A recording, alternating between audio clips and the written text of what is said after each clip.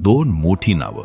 एकानं आपल्या व्यंगचित्रांनी आणि भाषणांनी अख्खा महाराष्ट्र जागा केला, तर दुसऱ्यानं आपल्या विनोदानं आणि अभिनयानं मराठी सिनेसृष्टीला जागतिक ओळख मिळवून दिली.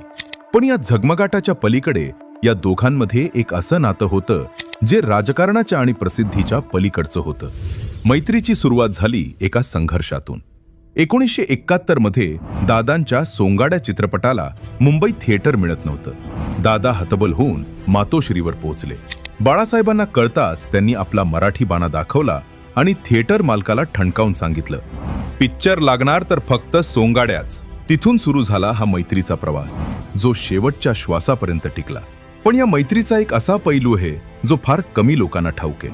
अनेकदा जेव्हा बाळासाहेब राजकीय घडामोडींमुळे प्रचंड रागात असायचे, मातोश्रीवर तणावाचं वातावरण असायचं, तेव्हा रात्री 11 वाजता मीनाताई ठाकरे दादा कोंडकेंना फोन करायच्या. त्या म्हणायच्या,